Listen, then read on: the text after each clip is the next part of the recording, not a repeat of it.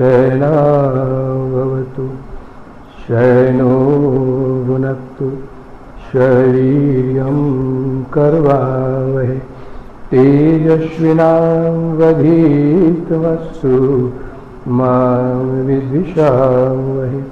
ओम शांति शांति शांति।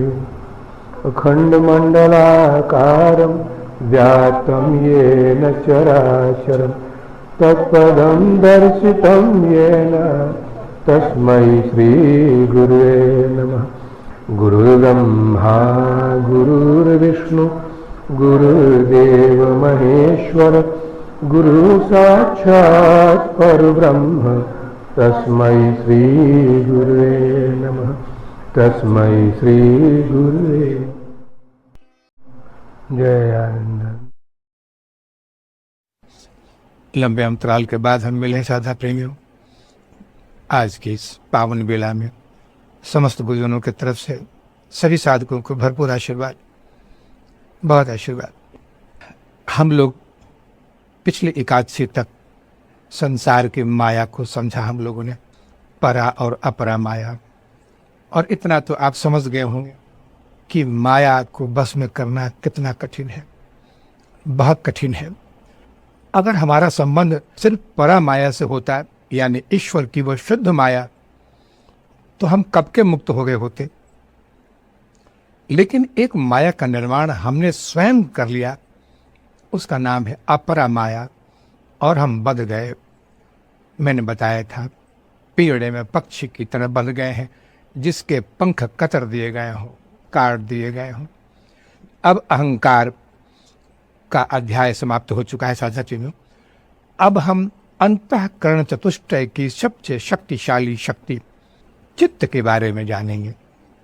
चित्त क्या वस्तु है, इसको अच्छी तरह समझे, क्योंकि इतना ही पातंजल ऋषि ने कहा है कि योग से चित्त वृत्ति निरोधा। सारे युग का साधना का एक ही लक्ष्य है कि चित्त की वृत्तियों को रोक लिया जाए। अगर वृत्तियां आपकी रुक गई तो आप मुक्त ही हैं, लेकिन वृत्तियां अगर हैं तो आप बंधन में हैं। अब ये वृत्तियां क्यों हैं आपके पास? वृत्तियों का संबंध संस्कार से है। चित्त संस्कारों का एक भंडार है, एक गोडाउन है। इसमें सिर्फ संस्कार भरे हैं, और एक जन्म के संस्कार नहीं है। जब से आपने जन्म लेना शुरू किया है, तब से हर जन्म के संस्कार आपके चित्त में पड़े होते हैं, और ये संस्कार जब तक रहेंगे तब तक आपकी मुक्ति नहीं है, तब तक आप बंधन में हैं। अब कल्पना कीजिए कि जैसे एक आईना होता है, दर्पण है। दर्पण में जब तक धूल की परतें जमी है तब तक दर्पण मलिन होता है, उसमें आप अपने स्वरूप को नहीं देख पाएंगे, क्योंकि गंदा है दर्पण। उस पर जो प्रतिबिंब होना चाहिए था वो ढक गया है।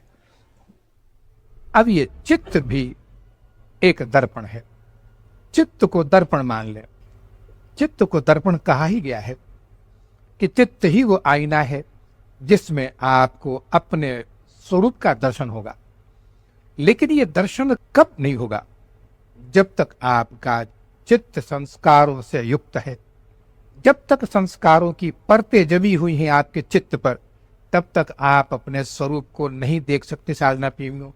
चाहे कितना भी पूजा पाठ कर ले, कितनी भी साधना कर लें, चित्त को निर्मल करें। देखिए, संसार में व्यक्ति की पहचान उसके अच्छे कर्मों से होती है, लेकिन योगी की पहचान निर्मल चित्त से होता है। चित्त का निर्मल होना ही आपके योगी होने का प्रमाण है। एक योगी को और किसी प्रमाण की आवश्यकता नहीं है, बस निर्मल चित्त है।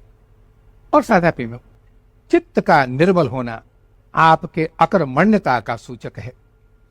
जैसे जब तक आप संसार में कर्म करते रहेंगे, यानी सकाम कर्म, इच्छा को लेकर कर्म करते रहेंगे, तो चित्त पर निरंतर संस्कार बनते रहेंगे, निरंतर बनते रहेंगे। इससे छुटकारा नहीं है। संसार में अच्छे कर्म भी संस्कार को पैदा करते हैं और बुरे कर्म भी संस्कार को पैदा करते हैं।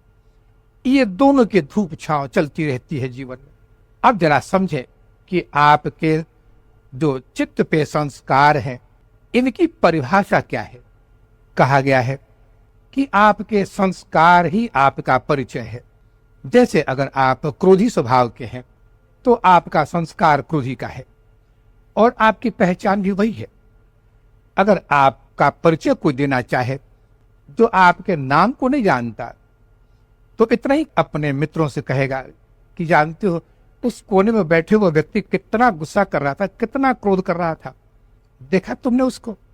यानी आपकी पहचान क्रोध की बन गई है, आपका नाम उसे पता नहीं है। और फिर कुछ लोग ऐसा भी कहेंगे कि देखा उस कोने में पड़ा व्यक्ति कितना शांत और दयालु चित्त का था, कितना दयालु प्रकृति का था, आंखों में आनंद की वर्षा हो रही थी, आंखों से कितना प्रेम झलक रहा था उसकी वाणी से। ये उसकी पहचान है साधना प्रेमियों। यानी उसका चित्त निर्मल है, चित्त के संस्कार निर्मल है। और हो सकता है कि उसके चित्त में संस्कारों का अभाव हो गया हो, तब चित्त अत्यंत निर्मल हो गया हो। तो आपकी पहचान ही आपका स्वभाव है, चाहे वह क्रोधी का हो, कामी का हो, डर का हो, भय का हो। संसार के जितने भी जो गुण हैं, संसारिक गुण, यही आपके चित्त के धर्म हैं। आपका परिचय भी वही है। लेकिन अगर आप ये कहें कि हमारा परिचय सुंदरता को लेकर है, कि हम कितने सुंदर हैं, तो ये गलत है। क्योंकि सुंदरता से आपके संस्कारों का कोई संबंध नहीं है। आपकी सुंदरता आपके माँ बाप की सुंदरता है। आपकी सुंदरता में, आपके शरीर की बनावट में, इन सब में माँ बाप का योगदान होता है, जो पिछले जन्म में भी नहीं था। कोई जरूरी नहीं कि पिछले जन्म में भी आप ऐसे सुंदर रहे हो या ऐसे कुरूप रहे हो। और इस जन्म में अगर आप सुंदर हैं तो अगले जन्म में भी सुंदर बने रहेंगे, इसका कोई गारंटी नहीं है। ये कोई सत्य है ही नहीं, क्योंकि संस्कार नहीं है।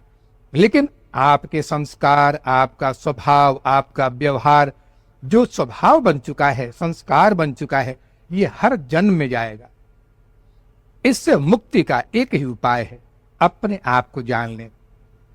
उपाय तो दो बताए जाते हैं, या तो अपने आप को जान लें कि आप कौन हैं, आपका इन संस्कारों से कोई संबंध नहीं, ये तो ऊपर के विकार हैं। जैसे दर्पण के ऊपर में विकार की धूल पड़ जाए, ऐसे ही ये संस्कार आपके चित्त को मलिन कर देते हैं।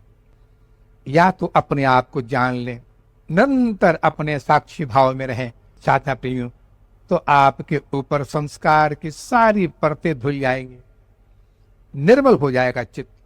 या फिर अगर आप साधना के उस स्तर तक नहीं पहुंचे हैं तो दूसरा उपाय है कि निष्काम कर्म करें, कर्म को निष्काम बना लें। यानी किसी इच्छा को लेकर कर्म नहीं करें, क्योंकि इच्छा में बीज होता है जो फल देगा। अब वो बीज अच्छा भी हो सकता है, बुरा भी हो सकता है, लेकिन अच्छा और बुरा का संबंध तो आपके चित्त से पड़ ही गया। अब संस्कार चाहे अच्छे हों या बुरे हों, दोनों ही निंदनीय हैं, क्योंकि चित्त को तो मलिन किया उन्होंने। इसलिए कर्म अगर करना ही है जीवन में तो निष्काम कर्म करें, क्योंकि निष्काम कर्म में बीज का अभाव हो जाता है, वो कभी फल नहीं दे सकता। चित्त रूपी धरती पर अगर आपने सकाम का बीज बोया तो संस्कार जन्म लेंगे, अगर निष्काम कर्म का बीज बोया तो चित्त निर्मल हो जाएगा, क्योंकि बीज के अभाव में फल की प्राप्ति नहीं होगी, तब चित्त निर्मल हो जाएगा। इसलिए कहा गया है कि आपका साधन पथ, आपके साधना का उद्देश्य सिर्फ इतना है कि अपने संस्कारों को जो कई जन्मों से चले आ रहे हैं, इन सब को हटा लें, सबसे वंचित करें अपने आप को। संस्कार जब तक रहेंगे साधना प्रेमियों, जीव भाव की समाप्ति नहीं हो सकती। एक भी संस्कार अगर चित्त पे पड़ा रह गया तो आपको जन्म लेना ही पड़ेगा, चाहे वो अच्छा संस्कार हो, दान पुण्य का हो या फिर साधना का हो। ये सारे संस्कार चित्त पर अगर होते हैं तो बार बार जन्म लेना पड़ेगा आपको। योग से चित्त वृत्ति निरोधा, इसलिए चित्त की वृत्तियों का निरोध करना ही एकमात्र योग है। और अगर निरोध हो चुका है तो आप मुक्त हैं, आप ईश्वर तुल्य बन चुके हैं। अब ये जो संस्कार हैं चित्त पे, ये क्या करते हैं? देखिए, संस्कार जब चित्त पे होते हैं तो ऐसा ही कहा जा सकता है कि जैसे आपके ऊपर में असंख्य मुखौटे आपके चेहरे पर जड़ दिए जाए। जैसे आप जिस रूप में हैं, अब एक नकली लंबी दाढ़ी बना दी जाए, मूछ बना दी जाए, चेहरे पर एक मुकुट रख दिया जाए, टोपी रख दिया जाए और आपके चेहरे को बदल दिया जाए, तो क्या आप अपने आप को पहचान पाएंगे? क्या कोई भी व्यक्ति, आपका पुत्र ही क्यों ना हो, आपको पहचान पाएगा? नहीं पहचान पाएगा, क्योंकि अब आप बदल गए। तो संस्कार आपको बदल देते हैं। आपके वास्तविक स्वरूप से आपको बदल दिया संस्कारों ने। अगर आपने मुखौटा लगा लिया है दान पुण्य का, मुखौटा लगा लिया है कि मैं हिंसक हूं, चोर हूं, डाकू हूं, या फिर अच्छा वक्ता हूं, कवि हूं, ये सब मुखौटे हैं, तो इसका माने हुआ कि आप अपने स्वरूप में नहीं रहे। आपके स्वरूप के पास ये गुण नहीं थे, लेकिन आपने इन गुणों को धारण करके एक संस्कार को जन्म दे दिया है और तब आप वो नहीं रहे। आइए कथा के माध्यम से समझाता हूं आपको। ये विचित्र चीजें हैं संसार में साधना प्रेमियों, इस कथा को समझें। एक व्यक्ति फोटो खिंचवाने के लिए स्टूडियो में गया। अब स्टूडियो के द्वार पर उसका रेट्स लिखा हुआ था कि क्या कीमत है फोटो की और कितने तरह के फोटो हैं। तो उसमें लिखा था कि आप जैसे हैं वैसा अगर फोटो खींचा जाए तो उसकी कीमत है 20 रुपया, लेकिन आप वैसा फोटो जैसा आप अपने आप को देखना चाहते हैं, अपने आप को जो सुंदरता को लेकर या फिर राजा महाराजा बनकर अपने आप की कल्पना करते हैं या हीरो बनकर, अगर वैसा फोटो है तो उसकी कीमत है 40 रुपया। और फिर ऐसा फोटो जो आप दूसरों को दिखाना चाहते हैं अपने आप को कि दूसरे देखे कि मैं कितना सुंदर हूं, उसकी कीमत है 80 रुपया। अब वो व्यक्ति देखकर थोड़ा सा चकराया, बड़ा अजीब लगा उसको कि भाई ये 3 तरह के एक ही आदमी के फोटो के 3 रूप। उसे रहा नहीं गया और वो फोटोग्राफर के पास पहुंचा। उसने कहा कि एक शंका है, कृपया उसका निवारण कर दें। मेरी शंका ये है कि क्या कोई व्यक्ति ऐसा भी आपके पास आता है जो ऐसा फोटो खिंचवाए जो वो है नहीं? क्योंकि 3 तरह के जो आपने लिखे हैं, इसमें 2 तो वो हैं जो व्यक्ति है नहीं, लेकिन फोटो खिंचवाने आए हैं। ऐसा भी होता है क्या?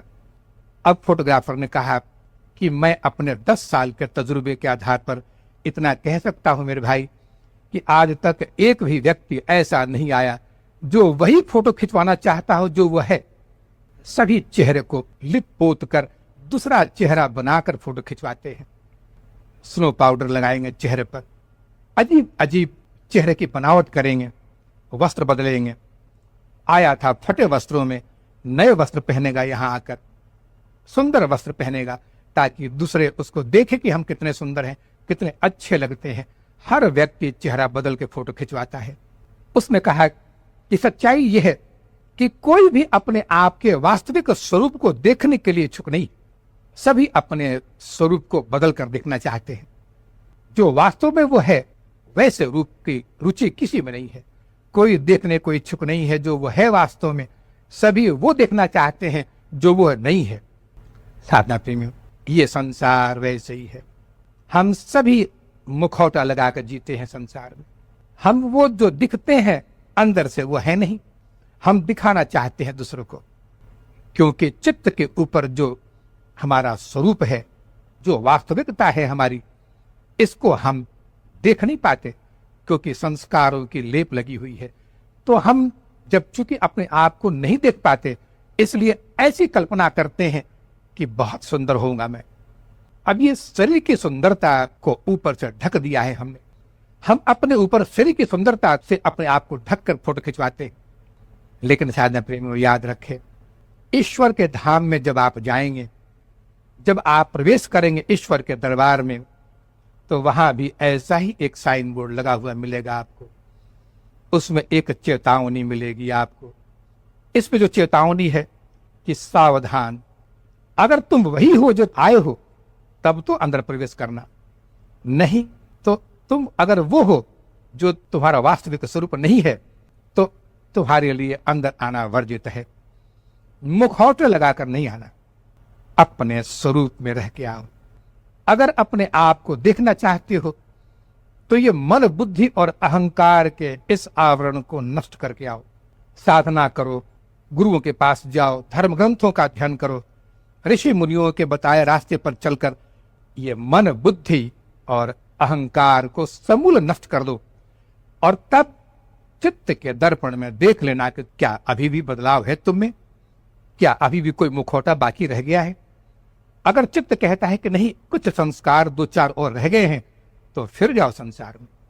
तब तक ईश्वर के उस नगरी में प्रवेश नहीं है साधना पे, बिल्कुल निषेध है।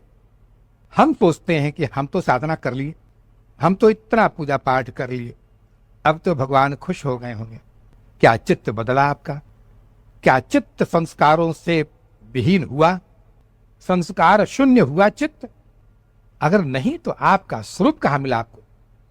आप किसी और के स्वरूप को ओढ़ के जा रहे हैं ईश्वर के दरबार में, जिसकी अनुमति नहीं है आपको, उसमें प्रवेश नहीं कर पाएंगे आप। उस फोटोग्राफर ने कहा कि सभी मुखौटा लगाकर फोटो खिंचवाते हैं, अपने रूप को देखने में किसी की रुचि नहीं है। पता नहीं कैसा कुरूप होगा हमारा स्वरूप। बस साधा पे अपने चित्त को निर्मल बनाना है हमें। चित्त के इस अध्याय को जो हमने आज से शुरू किया है और कई एकादशियों में मैं आपको बताऊंगा कि चाहे संसारिक व्यक्ति हो या साधक हो, अगर चित्त निर्मल नहीं है तो उसकी पूजा नहीं हो सकती। कभी संसार उसको स्वीकार नहीं करेगा, हमेशा गुणों को लेकर भ्रमित होता रहेगा संसार। आप कितना भी अपने ऊपर इन आवरणों को ओढ़ ले कि मैं ऐसा हूं वैसा हूं, संसार भ्रमित होकर भले ही आपको स्वीकार कर ले, ईश्वर स्वीकार नहीं करेंगे। तो उपाय क्या है इसका? कैसे हटाया जाए इन संस्कारों के इस आवरण को? अब जरा चिंतन करें कि वास्तव में होता क्या है। आप साधन पथ पे हैं, आप साधना के मार्ग में चले हैं। ये साधना योग मार्ग की है, ज्ञान मार्ग की है। और गुरुओं के बताए हुए इन रास्तों पर चलकर जो अपनी यात्रा शुरू करते हैं, आपके अंदर चित्त पे जितने भी जो संस्कारों की परतें हैं, इनमें खलबली मच जाती है। जिस दिन से आपने प्राणायाम शुरू कर दिया, प्राणायाम और योग की क्रियाएं जिस दिन से आपने शुरू कर दी, खासकर कुंभक की क्रियाएं, उस दिन बहुत खलबली मच जाती है संस्कारों में। चित्त की वृत्तियां बिखरती हैं। खलबली मच जाए, जैसे कूड़े के ढेर को हटाने के लिए जो कुदाल चलता है, सफाई कर्मचारी जो कुदाल चलाता है, कूड़े के ढेर पर बदबुओं से अंबार लग जाता है। वहां पर चारों तरफ बदबू ही बदबू फैल जाते हैं। अब तक ढके हुए थे वो, अब तक बदबू भी ढकी हुई थी उस कूड़े के अंबार में, लेकिन सफाई अभियान शुरू करते ही बदबू से भर जाता है वातावरण। और कितने गंदे गंदे चीज निकलते हैं उस कूड़े के ढेर से। हड्डियां निकलती हैं, बदबूदार चीजें निकलती हैं, सड़े हुए भोजन निकलते हैं। दुर्गंध से टिक नहीं पाएंगे आप वहां। यही बात लागू होती है साधना प्रेमियों। जिस दिन आप प्राणायाम की क्रियाएं शुरू करेंगे, उस दिन आपके अंदर में जो संस्कारों का अंबार लगा हुआ है चित्त पे, इसमें अधिकांश संस्कार गंदे होते हैं, क्योंकि आपने छिपाया होता है उसको। और कुछ संस्कार अच्छे भी होते हैं। इन सब में खलबली मचती है, क्योंकि प्राणायाम का उद्देश्य सिर्फ इतना ही है कि चित्त को वृत्तियों से विहीन कर दो, वृत्तियों को निकाल फेंको चित्त से। ये गंदगी है, चाहे वो अच्छी हो या बुरे हो। वृत्तियां कभी आपको मुक्ति पथ पर नहीं ले जा सकती। जब तक वृत्तियां हैं, चाहे वो अच्छी वृत्तियां हो, अच्छे संस्कार हो, या गंदी वृत्तियां हो, गंदे संस्कार हो, ये सब बाधक हैं आपके मुक्ति में, ईश्वर प्राप्ति में बाधक हैं। आप सोचते हैं कि आप तो इतना पुण्य काम करते हैं, दान पुण्य करते हैं, तपस्या करते हैं, सब कुछ करते हैं, तो फिर ईश्वर की प्राप्ति निश्चित होगी। इन सब को एक तरफ कर दें और फिर इनके बदले में सिर्फ इतना अध्ययन कर लें कि क्या आपके चित्त की निर्मलता मिली आपको, निर्मल चित्त मिला आपको? क्या इन सब के बावजूद आपका चित्त निर्मल हो गया? क्या आंख बंद करते ही चित्ताकाश पर कोई दृश्य नहीं आ रहा है? अगर आंख बंद करते ही संसार की घुड़दौड़ शुरू हो जा रही है आपके ध्यान में, तो ये सब संस्कार है। ये जब तक बने रहेंगे, आप मुखौटा लगाकर अपने आप को कितना भी तसल्ली दे लें, लेकिन चित्त निर्मल नहीं होगा तो ईश्वर स्वीकार नहीं करेंगे आपको। ईश्वर कभी स्वीकार नहीं करेंगे। मोहि कपट छल छिद्र न भावा।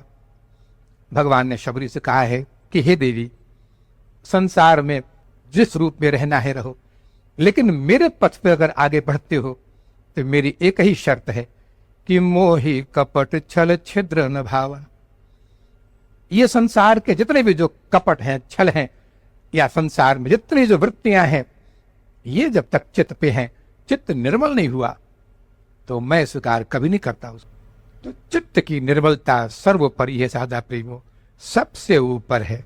तो प्राणायाम की क्रिया शुरू करते ही आपके संस्कारों में खलबली मचती है और कूड़े के अंबार जैसे बिखरते हैं, वैसे ही आपके जितने संस्कार हैं ये आपके व्यवहार में सीधे प्रवेश कर जाएंगे। जैसे आपने सिर्फ झूठ बोला था किसी जन्म में, या फिर मान लीजिए इसी जन्म में आपके अंदर में क्रोध के संस्कार भरे पड़े हैं, लेकिन अपने आप को शांत भाव में आप संसार के सामने प्रस्तुत करते आ रहे हैं।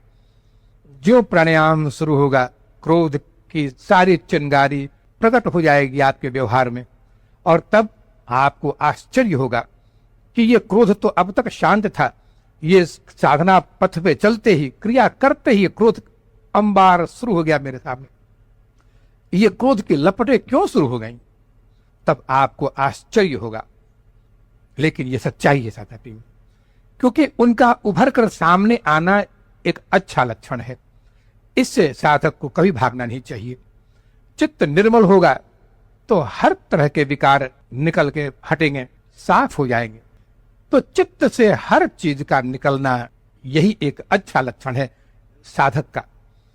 इसमें साधक कभी कभी घबराता है, वो समझता है कि कहीं कोई क्रिया में त्रुटि तो नहीं हो रही है, ये क्रोध कहां से उमड़ पड़ा, ये काम विचार काम वासनाएं क्यों उमड़ पड़ी मेरे अंदर में, अब तक तो शांत थी, कैसे उमड़ पड़ी। और फिर ये नाना प्रकार के विकार, गंदे विचार आएंगे। ये सब वो चीजें हैं जिसको आपने अब तक छिपा रखा था। आपने उन संस्कारों को लोक लज्जा के डर से निकालना अच्छा नहीं समझा था, तो उसी चित्त में दफन कर दिया था आपने। लेकिन आज सब निकलेंगे। प्राणायाम की क्रिया होते ही, प्राणायाम में जब तक रेचक पूरक चलेगा तब तक कोई बात नहीं है। जो कुंभक की मात्रा बढ़ेगी, ये संस्कार प्रबल रूप में बिखरने शुरू हो जाएंगे। इसलिए कुंभक को पूरी सावधानी से लगाना चाहिए, क्योंकि कई साधक ऐसे होते हैं जो इन विकारों को बर्दाश्त नहीं कर पाते हैं और फिर साधना रुक जाती है, उनकी साधना छोड़ देते हैं। ये गलत चीज हो जाती है। संस्कारों से नहीं भाग सकते आप। ये संस्कार जब निकल के आ रहे हैं तो इसे अति उत्तम प्रमाण मान लीजिए कि ये अच्छे लक्षण हैं। और फिर एक साधक को इन परिस्थितियों से मुकाबला करने को तैयार रहना पड़ेगा कि जो भी आएगा। इसके लिए मैंने बताया कि अगर आपके विचारों में कामुकता आ जाए, जो संस्कार छिपा हुआ था वो आ जाए, या क्रोध की अग्नि भड़क उठे, लोभ, मोह, माया, ये सब अगर भड़क जाए तो समझना कि आपकी कमजोरी है। ये साक्षी बन जाइए, एकमात्र साक्षी भाव से देखते रहें। कोई संस्कार आपको छू नहीं पाएगा। आप उनको पकड़िए नहीं, वो निकल के अपने रास्ते जा रहे हैं, वो नष्ट होने के लिए आए हैं।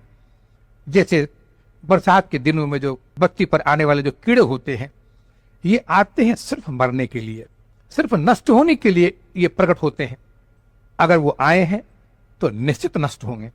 ऐसे ही संस्कार अगर उभर के आए हैं आपके चित्त से तो निश्चित नष्ट होने के लिए ही आए हैं वो। इनको फिर दोबारा दफन न कीजिए अपने अंदर में। नहीं तो इतना जान लें कि कभी भी आध्यात्मिक पथ पे आप नहीं निकल पाएंगे। आध्यात्मिक उन्नति जीवन में कभी नहीं हो पाएगी। इस मौके का लाभ हमेशा एक साधक को उठाना चाहिए। संस्कारों से डरे नहीं। जो काम गलत हो चुके हैं, संस्कार बन चुके हैं, वो चित्त में गंदे उन परतों पे छिपे हुए हैं, उनको निकलना ही पड़ेगा। और प्राणायाम शुरू होते ही जो आप साधना शुरू करते हैं और कुंभ की क्रियाएं करते हैं, तत्काल इनमें विघटन होता है और ये निकल के आप पर प्रभाव न पड़े, इसके लिए जरूरी है कि साक्षी भाव से इनको देखते रहिए। इसलिए ध्यान की क्रियाओं में साक्षी भाव से देखने का विधान है। उनको पकड़िए नहीं। आप ध्यान की क्रिया करने जा रहे हैं, ध्यान में है आप, कुंभक लग जाए आपका बीच में, तो ध्यान में और ज्यादा संस्कार जगते हैं। लेकिन अगर आप मोहित हो गए और आपने उन कामों को, विचारों को पकड़ लिया, उसमें रस लेने लगे, तो पतन निश्चित है। अब कोई बचा नहीं पाएगा आपको। इसलिए एक ही उपाय है, साक्षी बन जाइए, सिर्फ देखिए उनको, पकड़िए नहीं, तब चित्त निर्मल हो जाएगा। साधना प्रेमियों, अब ऐसे जान लीजिए कि अगर आपको डायरिया हो जाए, अब डायरिया में एक दो बार जहां लूज मोशन हुआ, आपने बहुत कड़ी दवा खा ली एंटीबायोटिक की, अब इतनी कड़ी दवा के बाद डायरिया तो बेचारा रुक ही जाएगा, लेकिन उसका जो दुष्परिणाम होगा, इसको भोगने के लिए आपको तैयार रहना पड़ेगा। अरे वो अगर कोई विकार था, किसी अपच का, किसी का, तो अगर वो हल्के से निकल जा रहा था तो उसको निकल जाने दीजिए। लेकिन अगर अचानक छोटे से चीज को लेकर अगर आपने बहुत बड़ा दवा का आपने प्रयोग किया, तो इसका दुष्परिणाम भी हो सकता है। ऐसे संस्कार हैं, इन संस्कारों को अचानक रोक देना ये दुष्परिणाम का सूचक है। तब साधना बहुत लंबे अरसे तक रुक जाएगी साधना। अरे संस्कार अगर उभर के आ रहे हैं तो उनको आने दीजिए, उनका स्वागत कीजिए, लेकिन साक्षी भाव में। भोक्ता मत बनिए उसका। भोक्ता बनकर ही तो आपने सर्वनाश किया था अपने चित्त का। अब ये मौका है कि चित्त से निकलकर जा रहे हैं वो बाहर, तो पूरी तरह पूरे सम्मान के साथ विदा कीजिए, उनसे दोबारा मत उलझिए। अब कैसे चित्त को निर्मल करें, इसको समझें। चित्त को निर्मल करने के लिए मैंने जो दो युक्ति बताई, इसमें पहला है आत्म जागरण। अपने आप को जानने का प्रयास करें कि वास्तव में आप हैं कौन। क्या आप जीव हैं? क्या आप मनुष्य हैं, नारी हैं? आप सुखी हैं, दुखी हैं? क्या यही आपका स्वरूप है? अब जब आप चिंतन करेंगे तो आपको लगेगा कि इनसे आपका कोई संबंध न था, न है, न रहेगा, तो फिर ये चीज क्यों आपके साथ अभी भी जुड़ी हुई है?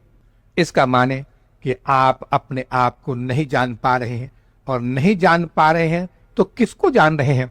अपने संस्कारों को जान रहे हैं, और संस्कारों को जब तक जानते रहेंगे तब तक अपने आप को नहीं जान पाएंगे।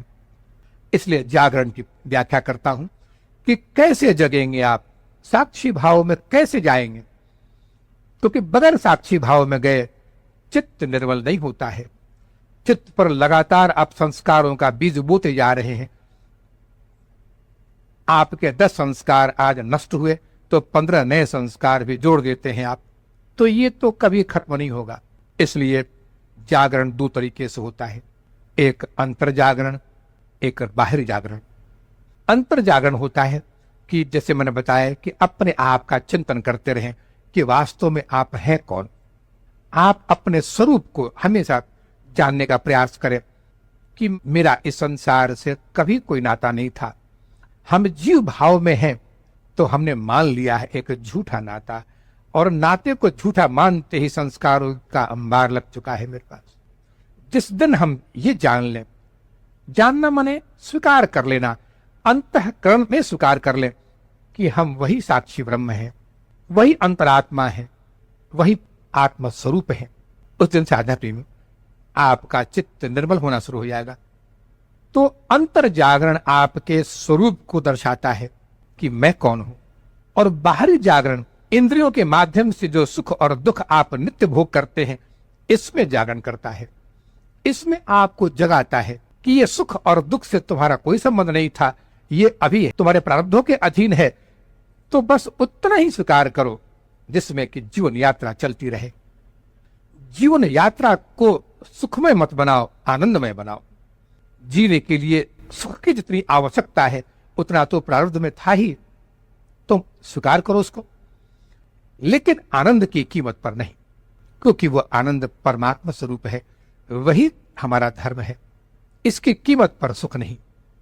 तो ये जो इंद्रियों के माध्यम से संसार के सुख दुखों का जो ज्ञान होता है कि वास्तव में सुख दुख है क्या, ये बाहरी जागरण है साधना प्रेमी। अब इतना जान लें कि ये दोनों जागरणों को लेकर चलना पड़ेगा आपको, क्योंकि संसार में आपने जन्म ले लिया है। आप संसार में एक गृहस्थी का निर्माण कर चुके हैं, जिसमें आपके साथ और कई जन भी हैं जो आप पर आश्रित हैं, जिनको आपकी आवश्यकता है। तो इनको तो लेकर चलना ही पड़ेगा आपको।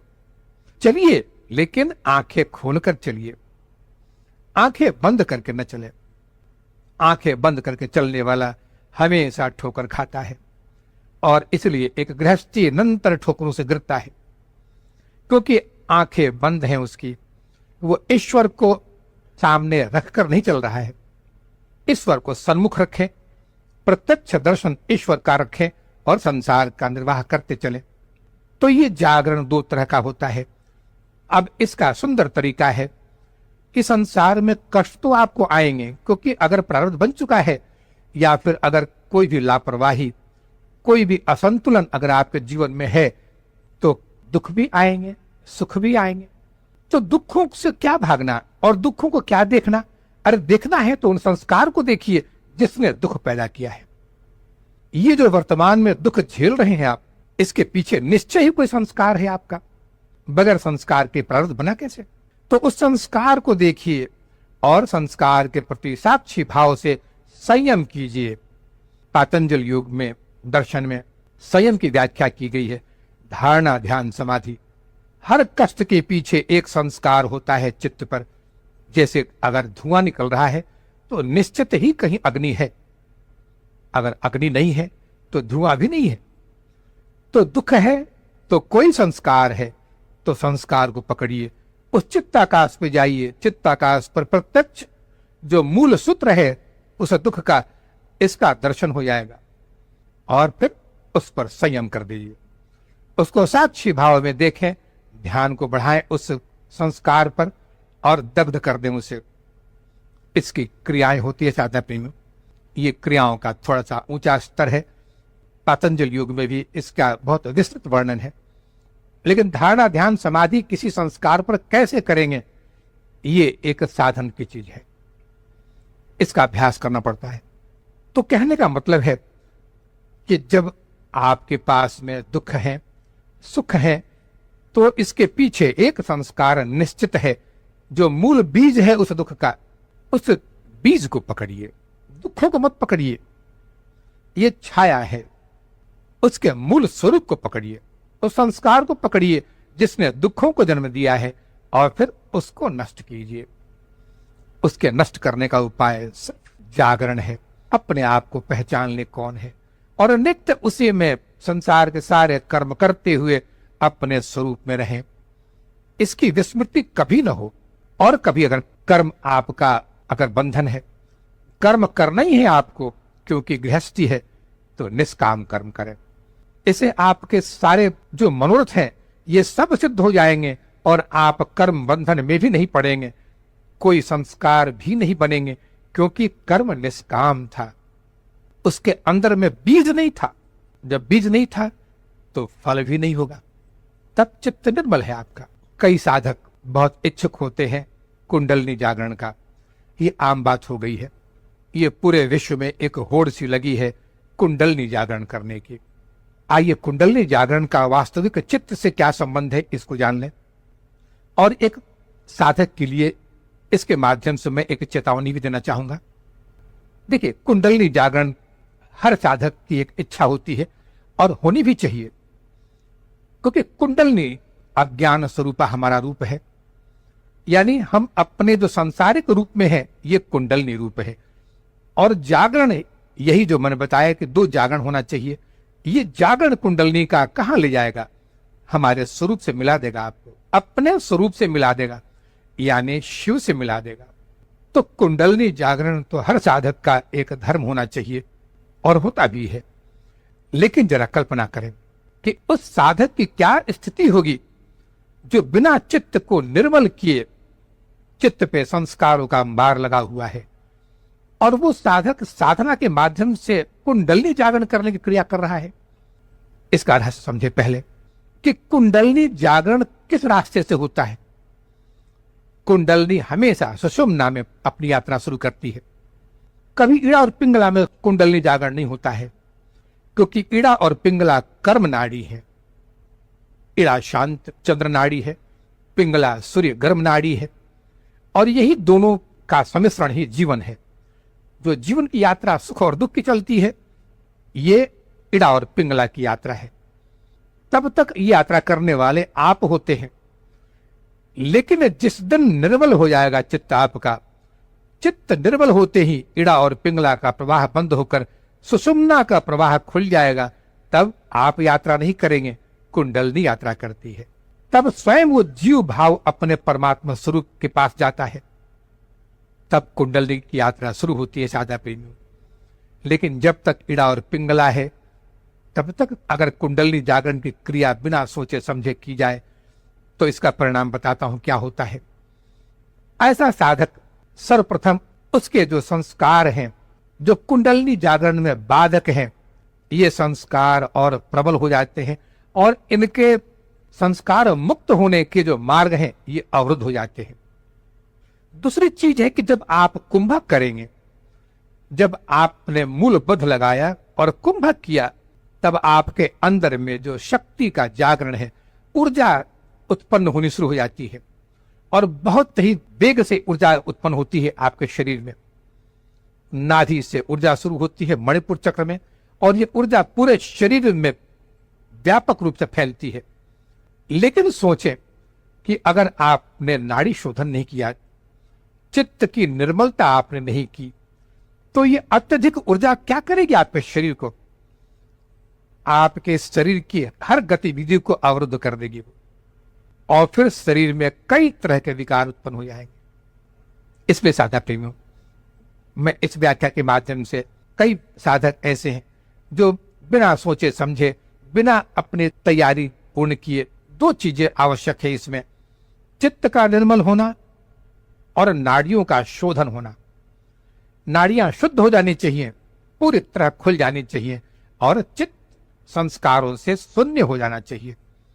तब एक हल्के से प्रयास से ही कुंडलिनी का जागरण प्रत्यक्ष रूप में अनुभव कर पाएंगे जीवन में, सुषुम्ना का प्रवाह अनुभव कर पाएंगे, और तब जो हुंकार की ध्वनि, जो सर्प की फुफकार होती है, इसको आप सुषुम्ना में प्रत्यक्ष सुन पाएंगे, इन कानों से सुन पाएंगे आप। ये हुंकार की ध्वनि होती है, हुंकार का जो प्रहार होता है ये प्रत्यक्ष अनुभव होता है, गर्जना होती है उस वक्त। लेकिन आपने बगैर चित्त को निर्मल किए, बगैर नाड़ी शोधन के अगर आपने करना चाहा, तो इसकी व्याख्या ऐसी करते हैं रामकृष्ण परमहंस कि खेत में सिंचाई के लिए आपने सुंदर नहरें बनवाई, नाले तैयार किए, खेत तक नाला चला गया, और पानी का प्रवाह भी आपने छोड़ दिया नदी से पानी चला, और शाम तक आपके खेत पे पानी पहुंचा ही नहीं। अब पता लगा क्यों भी, क्या हुआ? वहां से तो नदी का प्रवाह बहुत तेज नहर में अंदर प्रवेश किया था, तो फिर खेत तक क्यों नहीं पहुंचा? तो मालूम पड़ा कि बीच में चूहों के बिलों में सारा पानी घुस गया था। आपके सारे जो रास्ते बने थे, ये चूहों ने इनमें बिल पैदा कर दिया था, और पानी खेत में जाने के बगैर चूहों के बिलों में अंदर घुसता चला गया, सारा का सारा पानी अंदर घुस गया, आपके खेत तक कुछ नहीं पहुंचा, एक बूंद का लाभ भी नहीं मिला आपको। तो यही हाल होता है कुंडलिनी जागरण करने वाले उस साधक का, जो बगैर चित्त को निर्मल किए, बगैर नाड़ी शोधन क्रियाएं किए कुंडलिनी का अभ्यास करते हैं।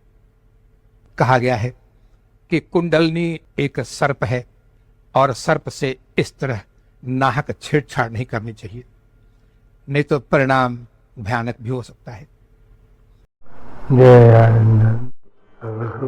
हरे सो पारेक मूल दासानिवास भवता भूय मनः स्मरेतात् पतेर्गुणास्ते गृणीत्वार्क कर्म करोतु कामया न नाकपृष्ठं न च पारिनित्यं न सार्वभौमं रसाधिपत्यं न योगसिद्धिर्पुनर्भवं वा समञ्जसत्त्वां विरहय्यकाङ्क्षि अजातपक्षा इव मातरं खगा स्तन्यं यथा सतराक्षभारता प्रियं प्रियेव दिशतं विषणा मनोर्विन्दाक्षिदिदृक्षते त्वां ममोत्तमश्लोक जनेषु सख्यं संसारचक्रे भ्रमतः सकर्मधि वनमायात्मात् मददार्गे स्वशक्तितिष्ठस्य ननाथ भूयात् अहं हरितो पादे कुमूल दासानुदास भवतोऽस्मि जय आनंद जय आनंद जय आनंद।